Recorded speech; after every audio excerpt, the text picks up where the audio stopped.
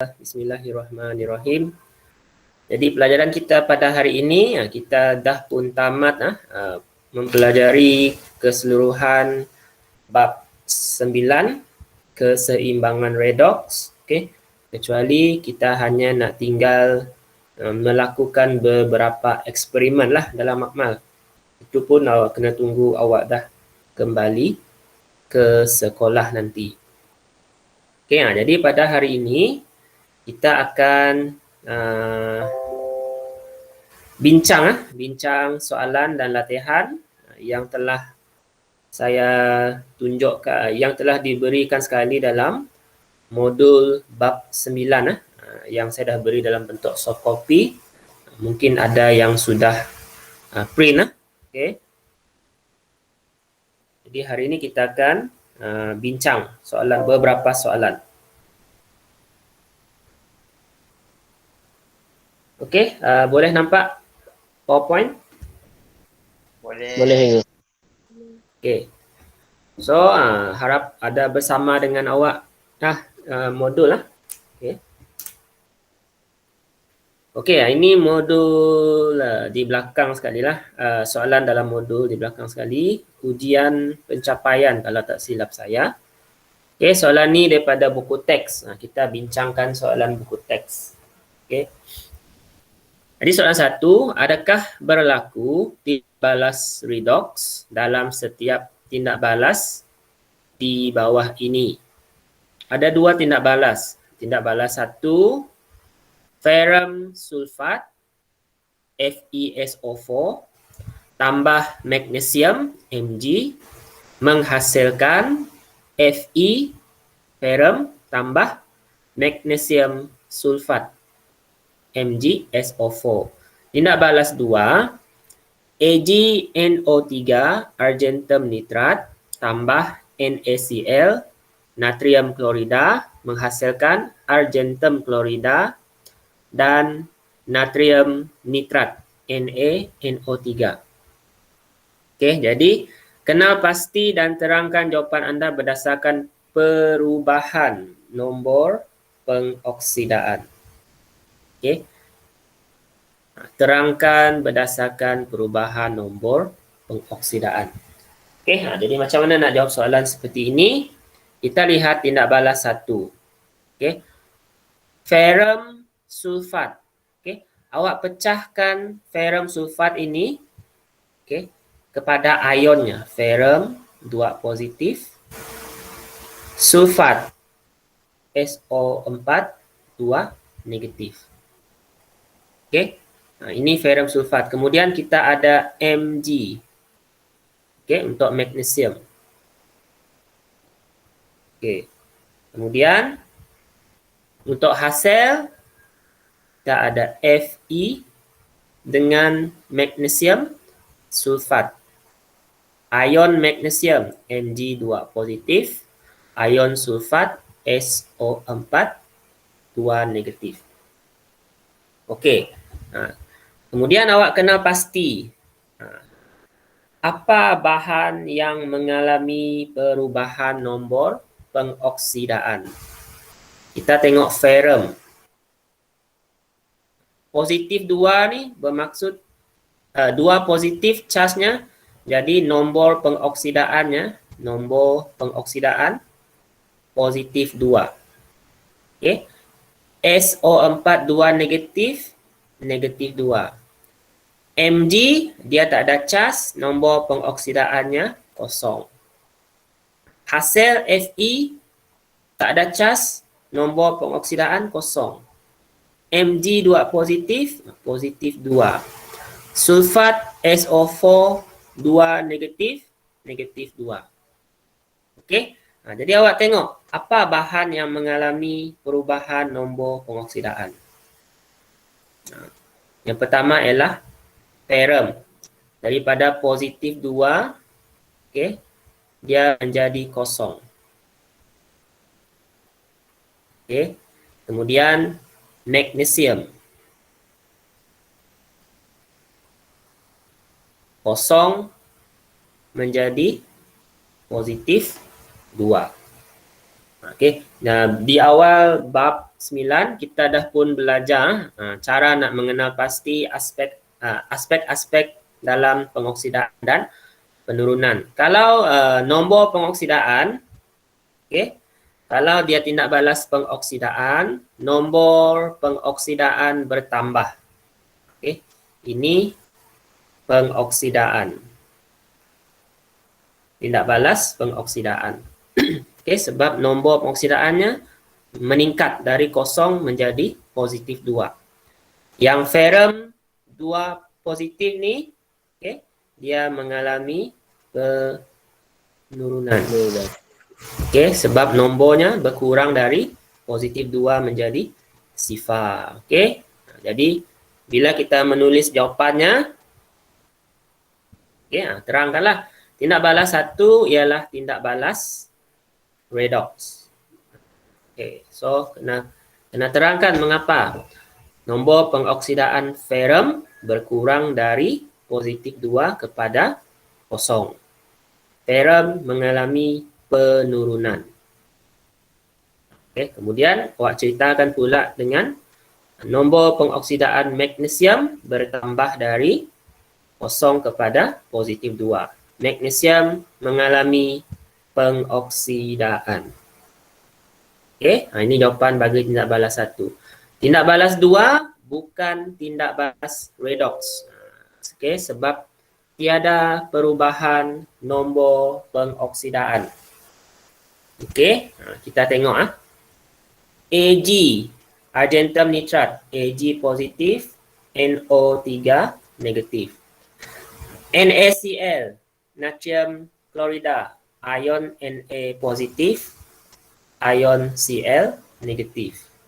Hasil dia argentum klorida, AgCl, Ag positif, Cl negatif. Dan natrium nitrat, Na positif, nitrat NO3 negatif. Okey, jadi kita perhatikan tak ada yang berubah. Ag positif, masih lagi Ag positif. Nombor pengoksidaannya positif 1, positif 1. Okey, begitu juga dengan nitrat, sama, tidak berubah. Natrium positif 1, masih tidak berubah. Klorida pun sama, negatif 1, negatif 1. Jadi kita lihat dia tak ada perubahan. Okey, semua ion tidak mengalami perubahan nombor pengoksidaan. Ini jawapan untuk nombor 1. Sila screenshot dan salin dalam modul awak. Okey, soalan nombor 2.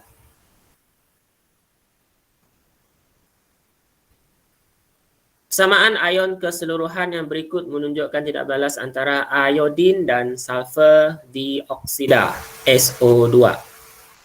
Berdasarkan persamaan di atas, nyatakan perubahan nombor pengoksidaan bagi iodin dan sulfur. Namakan ejen pengoksidaan dan ejen penurunan. Tuliskan setengah persamaan penurunan. Okey.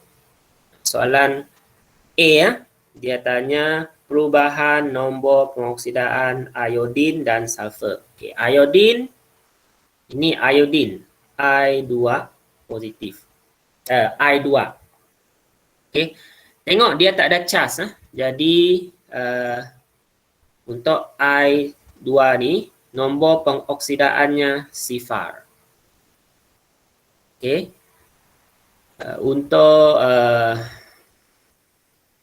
sulfur, okey, dalam sulfur ni dia SO2. Okay, nombor pengoksidaan sulfur dalam ini ialah positif 2. Macam mana saya tahu positif 2? Okey, soalan ni dia banyak sikit proses. Kena hadam. Okey, oksigen, nombor pengoksidaannya ialah negatif 2. Okey, jadi di sini awak ada 2, negatif 2. S, Katakan awak nak cari S untuk sulfur. Awak tak tahu apa nombor pengoksidaan. Awak jadikan dia sebagai X. Okey. X tambah 2 darab negatif 2. Okey, 2 ni datang daripada O2 ni. Negatif 2 daripada nombor pengoksidaan bagi oksigen. Negatif 2. Okey. Okey. Jumlah cas adalah sifar. Okey, ini bukan 2 sebenarnya, 4 silap. Okey, macam mana saya tahu jumlah cas adalah sifar? SO4 tengok bukan SO4, SO2. SO2. Dia tak ada cas. Casnya kosong. Jadi nombor pengoksidaan jumlahnya ialah kosong.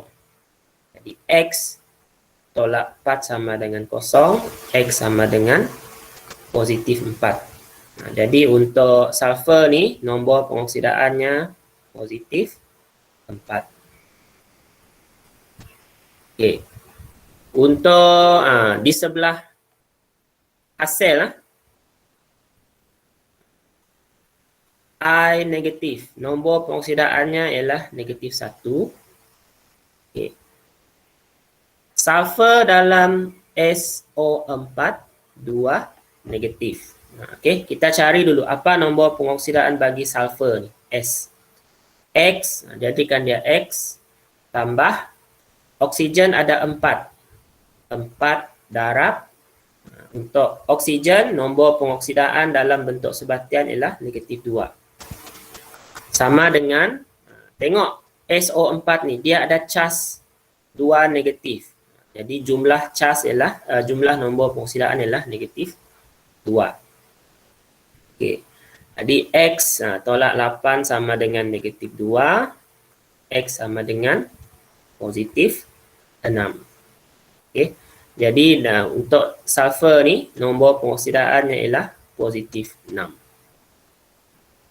Sekarang awak tengok yang mana nombor pengoksidaannya bertambah dan berkurang.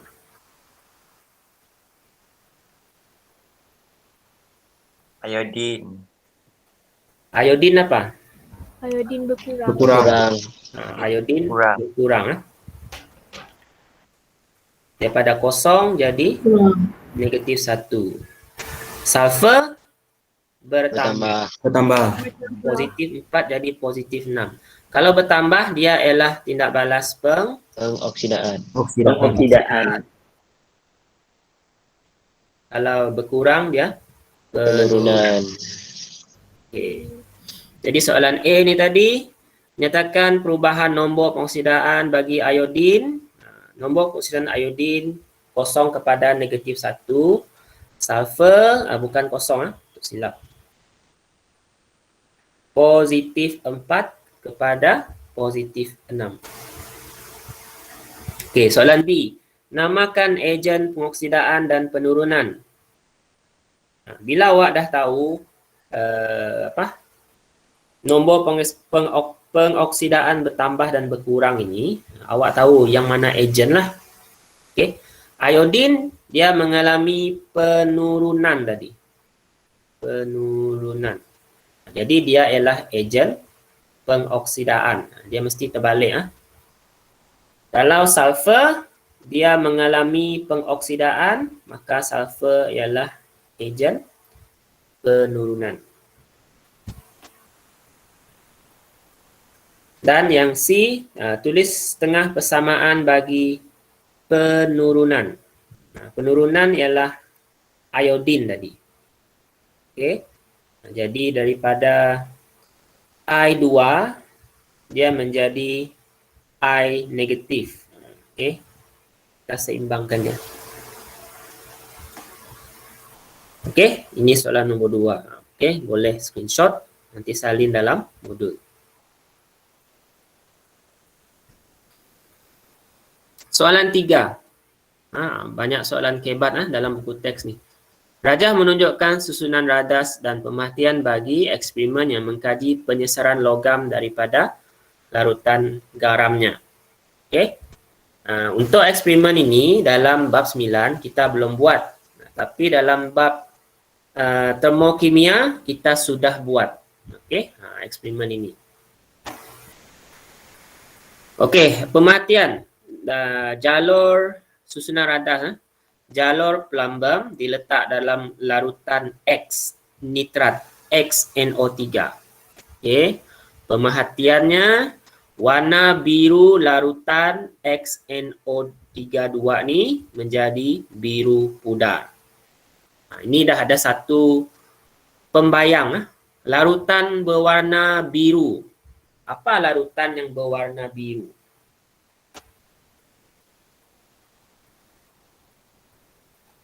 Boleh teka? Serum. Iodine. Kan? Florida. Copper, betul. Okey. Yang warna biru ni disebabkan oleh ada ion kuprum 2, Cu2 positif. Itu yang menyebabkan larutan berwarna biru. Maka X ini ialah Cu. Okey. Kepingan plumbum semakin nipis. Okey, kemudian pepejal perang terenap di dasar tabung uji. Okey. Pepejal perang ini terenap.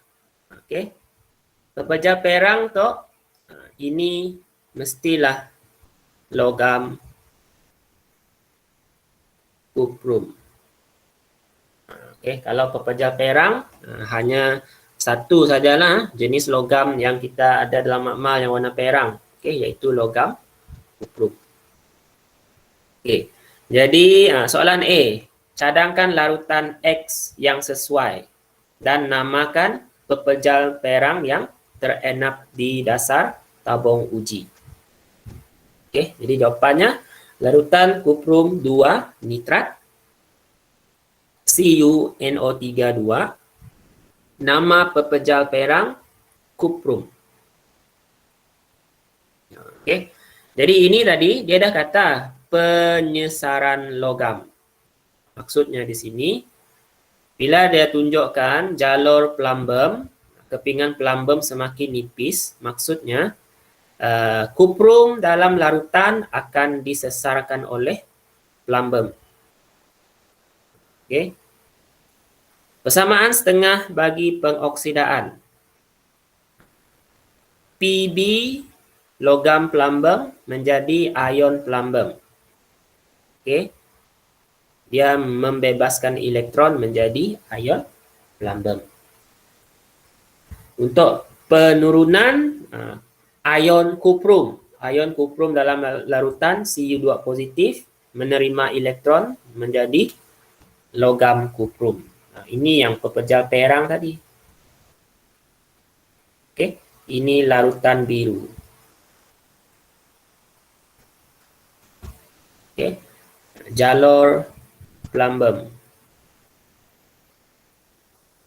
Jadi semakin nipis. Okey, sebab dia dah jadi ion yang masuk dalam larutan. Ion kuprum dalam larutan menjadi atom kuprum. Dia jadi logam berwarna perang. Jadi persamaan ion kita gabungkan kedua-dua setengah persamaan pengoksidaan dan penurunan. Okey, dia ambil Pb tambah Cu. Okey, untuk bahan hasil Pb2 positif tambah perlu masukkan elektronnya sudah diseimbangkan, 2 elektron. Di perubahan nombor pengoksidaan bagi X, okey, ion kuprum. Positif 2, dia Cu2 positif kepada kosong Cu. Okey, screenshot. Soalan nombor 3.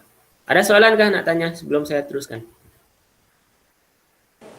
Saya dah Ayub. Saya dah. Soalan nombor 5. Berdasarkan nilai E0, susun atom atau ion yang berikut dalam tertib menaik kekuatan ejen pengoksidaan dan ejen penurunan.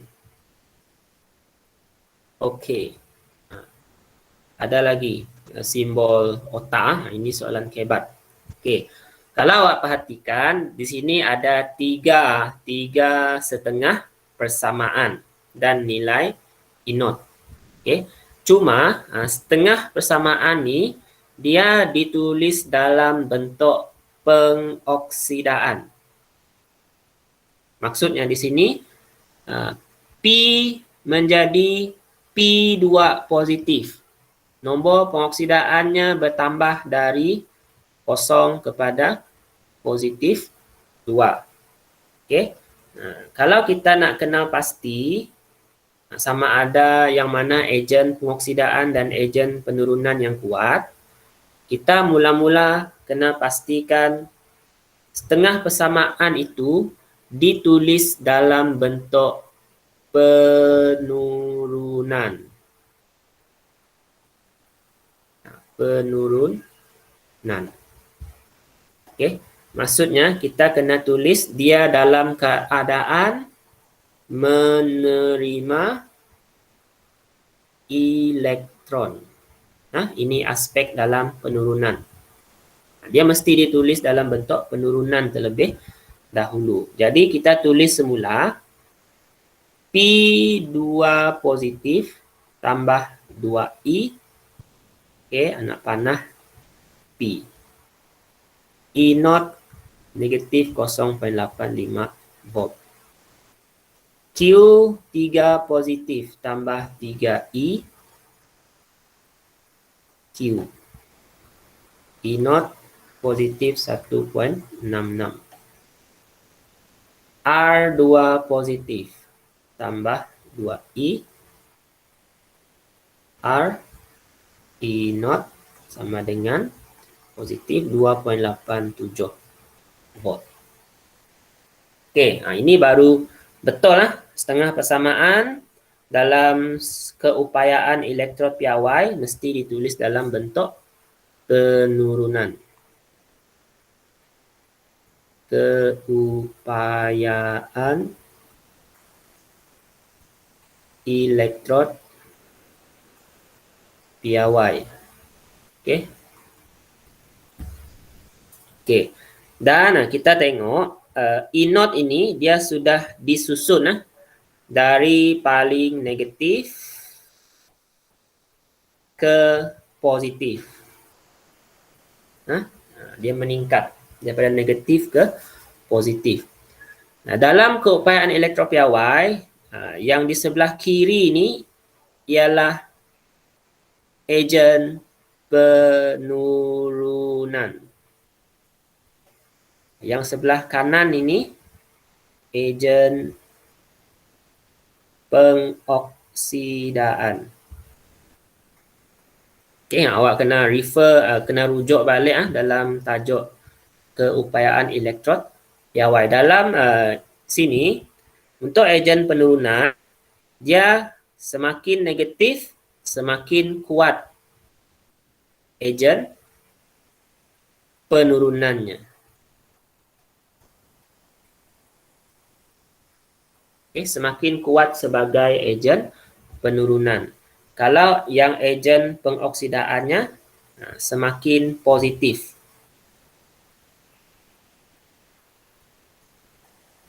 Kalau nilai E0 semakin positif, semakin kuat dia sebagai ejen pengoksidaan. Kalau nilai E0-nya negatif, semakin kuat sebagai ejen penurunan. Jadi untuk jawapan, kita boleh buat macam ni. Ejen penurunan meningkat kekuatan dari RQP. Dari bawah ke atas lah untuk kes ejen penurunan. Ok, Okay. Semakin negatif, semakin ke atas, dia semakin kuat sebagai ejen penurunan. Yang ini ejen pengoksidaan. Lupa tukar. Pengoksidaan. Meningkat kekuatan dari P2 positif, Q3 positif, dan R2 positif. Dari atas ke bawah. Dari negatif ke positif. Okey, ini awak kena rujuk semula dalam tajuk keupayaan elektrod piawai.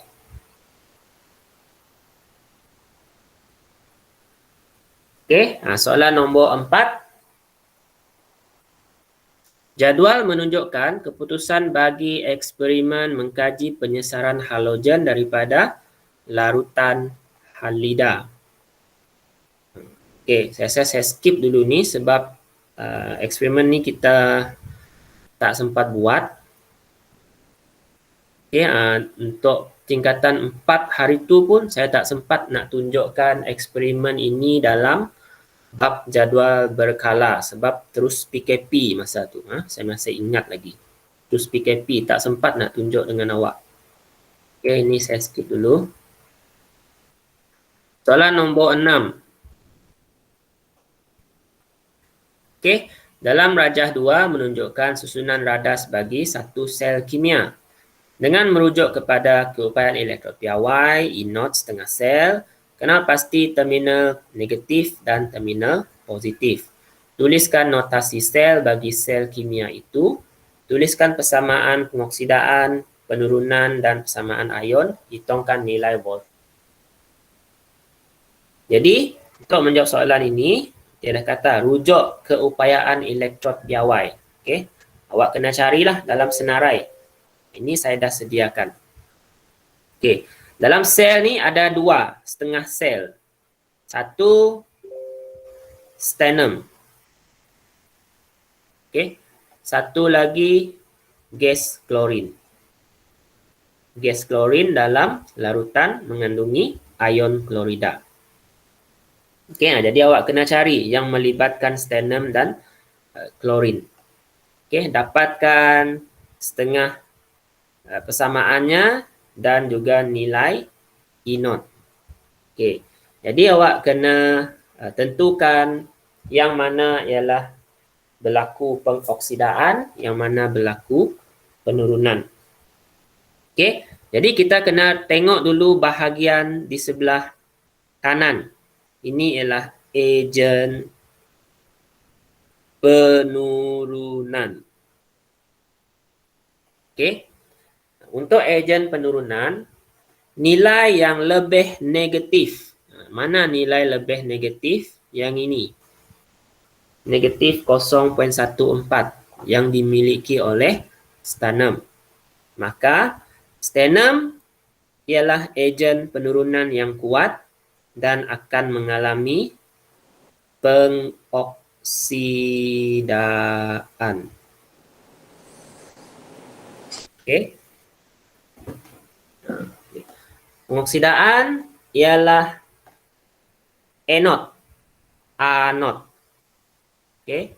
Anode terminal negatif. Okey, dalam sel kimia. Dan untuk terminal positif, kita tengok bahagian ejen pengoksidaan.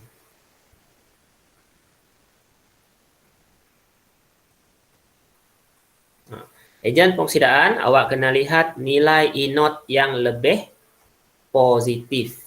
Jadi di sini klorin lah. Okay. Klorin ejen pengoksidaan, dia mengalami penurunan. Jadi di sebelah klorin ini elektrod platinum, dia gunakan elektrod platinum. Okay. Itu ialah katod. Terminal positif. Jadi untuk jawapan A, Terminal negatif ialah stannum, okey, yang nilai E naught negatif 0.14 yang ini. Terminal positif elektrod platinum. Okey, platinum di sini sebagai elektrod lah, dia tidak mengalami tindak balas sebab kita guna dalam bentuk gas klorin. Jadi elektrod kita kena guna platinum. Soalan B, tulis notasi sel bagi sel kimia itu. Okey. Kita kena mula dengan bahagian terminal negatif dulu. Okey, kena rujuk baliklah. Kita dah belajar ni. Okey, kita mesti mulakan dengan elektrodnya, elektrod stannum Sn. Okey, keadaannya pepejal. Kemudian garisan Sn2 positif ialah ion dalam larutan aqueous. Kena tuliskan kepekatan dan keadaannya 1.0 mol dan keadaan aqueous. Kemudian garisan berkembar, okey, ini bahagian penurunan. Okey. Klorin, ion klorida, okey, 1.0 mol aqueous. Kemudian ini ada satu lagi ni. Gas klorin, barulah ada elektrod platinum.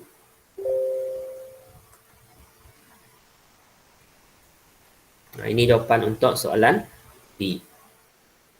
Soalan C, tulis persamaan pengoksidaan dan penurunan dan persamaan ion. Okey, awak boleh lihat di situ. Persamaan pengoksidaan Sn menjadi Sn2 positif. Okey, awak perhatikan nombor pengoksidaannya bertambah. Sn kosong, Sn2 positif. Menjadi Cl2 tambah 2 elektron. Okey, dan voltan sel, E naught sel, kita tambahkan, okey, yang jadi terminal negatif tolak dengan nilai E naught terminal positif. E naught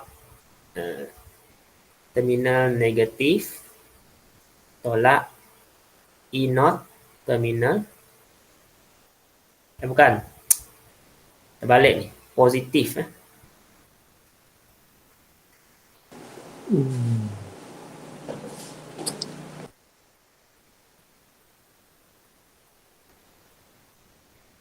Terminal positif tolak E naught terminal negatif.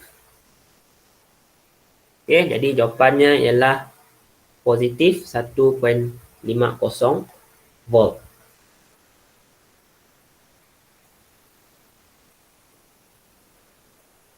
Soalan 7. Saya ini soalan terakhir. Rajah 3 menunjukkan dua set susunan radas digunakan untuk mengkaji elektrolisis larutan kuprum 2 nitrat. Dua-duanya elektrolisis. Cuma beza di situ, apa beza dia? Set 1 menggunakan karbon sebagai elektrod. Set 2 menggunakan kuprum sebagai elektrod. A. Namakan hasil yang terbentuk pada anod set 1. Terangkan jawapan anda. Okay. Dalam set 1, anod ialah yang ini.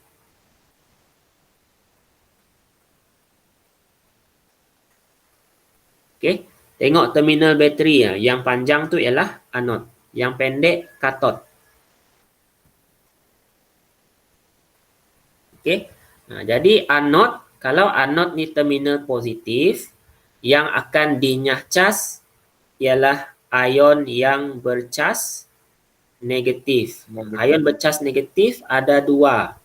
Okay.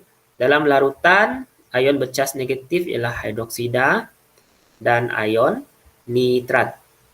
NO3 negatif. Mana satu yang akan dinyahcas? Okay. Untuk sel, kita kena tengok nilai E0. Okay. Rujuk semula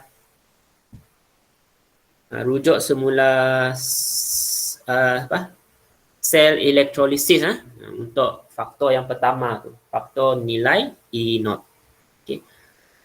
Kalau anod, ingat anod ialah bahagian yang berlaku pengoksidaan. Okay. Kalau kita kena tengok ejen penurunan. Okay.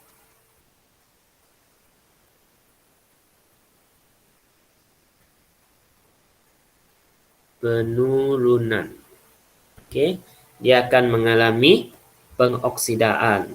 Okay. Ejen penurunan dia mesti nilainya lebih negatif, okay, ataupun kurang positif. Dalam kes ini sebab dua nilai E0 ni positif dengan positif, kita guna istilah kurang positif. Ini contoh jawapannya. Awak tengok. Nama hasil gas oksigen. Okay. Nilai E0 ion hidroksida kurang positif daripada ion nitrat. Ion hidroksida ialah ejen penurunan yang lebih kuat. Ion hidroksida mengalami pengoksidaan, membebaskan elektron. Ini dia punya setengah persamaan pengoksidaan. Jadi di sini ion hidroksida yang dinyahcas sebab nilai E0-nya kurang positif. Soalan B, huraikan secara ringkas ujian kimia mengesahkan hasil pada anod set 1. Okay, gas oksigen ini mudah saja, kita nak menguji dia gunakan kayu uji berbara. Kayu uji berbara akan menyala semula.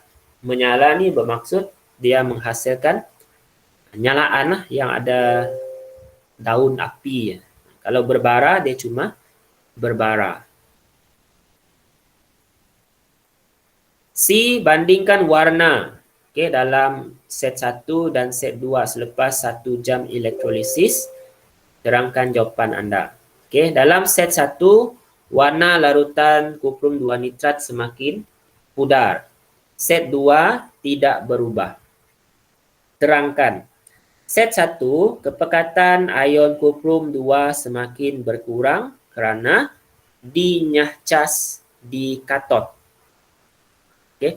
Di katod ini akan ion kuprum akan dinyahcas. Di sini akan terbentuk lapisan perang. Itu ialah logam kuprum. Okay. Di anod tadi gas oksigen. Di katod logam kuprum. Jadi kepekatan ion kuprum semakin berkuranglah sebab dia dah dinyahcas di katod. Dalam set 2, kepekatan ion kuprum tidak berubah. Sebab tu warnanya tidak berubah, kepekatan ionnya tidak berubah. Kenapa tidak berubah? Sebab anod, katod. Okay. Anod dia kuprum, kuprum ni akan menipis. Dia mengion, menjadi ion. Okay. Menjadi Cu2 positif. Logam kuprum Cu, dia jadi Cu2 positif. Kemudian di katod dia dinyahcas semula menjadi Cu. Nanti anod ni menipis, katod menebal. Okay, jadi perubahan tidak berubah kerana kadar penghasilan ion kuprum di anod sama dengan kadar nyahcas ion kuprum di katod. Okay, kita dah pernah pun bincang soalan ini dalam subtopik tersebut. Okay, boleh screenshot jawapannya. Ada apa-apa soalan nak tanya sebelum saya teruskan lagi? Saya dah ikut.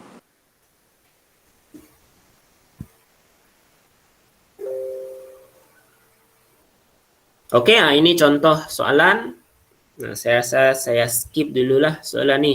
Mungkin kita bincang dalam kelas nanti ya. Bila kita dah buat semua eksperimen, baru kita kembali kepada contoh-contoh soalan struktur SPM, struktur dan esei.